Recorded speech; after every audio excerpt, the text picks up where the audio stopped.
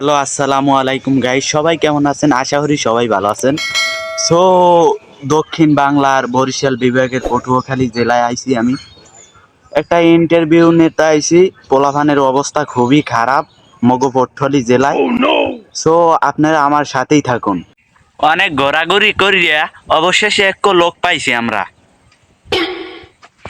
ভাইয়া ভাইয়া জি ভাই। একটু দাঁড়াইতে পারবেন? ভাই কি বলবেন? ভাইয়া আমি ঢাকা থেকে আগত বরিশালের বিখ্যাত একজন কন্টেন্ট ক্রিয়েটার ভাইয়া। জি ভাই বলে। ভাইয়া একটু সোজা হয়ে দাঁড়ান। তা কি দাঁড়াইবে আমি লোক সোজাইয়া? ভাইয়া একটু ভালোভাবে কথা বলেন, ওই আমরা ক্যামেরা অন করছি ভাইয়া। জি ভাই বলে। ভাইয়া আপনার অবস্থাটা এইরকমের কেন ভাইয়া? তাই আমি লোক রম্বাটা কমু মিয়া। মাথাটা সোজা কইরা দাঁড়ান, এইখানে আপনার মাথা ঠিক নেই, আমি বুঝছি ভাইয়া। জি ভাই বলে। ভাইয়া এদিক এদিক। জি ভাই বলে। ভাইয়া আপনি একটু এদিক ঘোরেন, জি ভাই বলে। একটু সোজাই দাঁড়ান। জি ভাইয়া ভাই, আপনার এই অবস্থা এইরকমের কেন? কি কমু দুঃখের কথা ভাইয়া, আজকে 7 মাস ধরে নেট নাই ভাইয়া। কি বলতে আছেন ভাই? আজকে তো 7 দিন হয়েছে নেট গেছে, আপনি বলেন 7 মাস? ভাই আমার কাছে ভাই 7 দিন কি আর 7 বছর কি ভাই বুঝি না, আমি বুঝতেছি ভাই 7 যুগ হয়ে গেছে ভাই নেট নাই ভাই।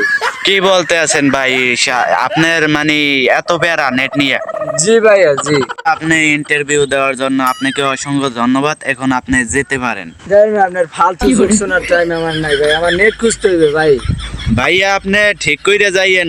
তো ইন্টারভিউ নেওয়া শেষ একজনের কাছ থেকে, আরেকজনকে আমরা ইতিমধ্যে পেয়ে গেছি।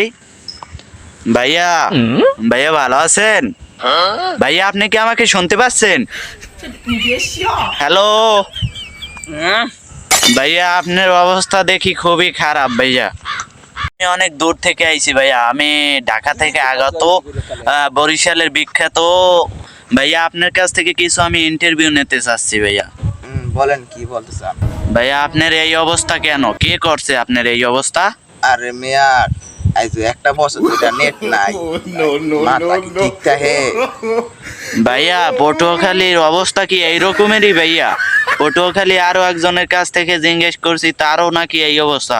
ভাইয়া নেট গেছে আজকে 8 দিন ভাইয়া।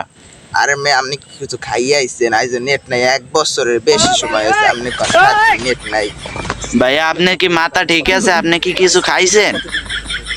কম ভাই, দুঃখের কথা ভাই, আজ সাদিয়ার লগে 1 বছর কথা কইতে পারি না। সাদিয়া আমার চাইরে গেছে, এর লেগে এত অবস্থা আমার। ভাইয়া আপনাকে আপনার সাদিয়া সারে নাই ভাইয়া, নেট প্রবলেমের কারণে আপনি হয়তো কথা বলতে পারছেন না ভাইয়া।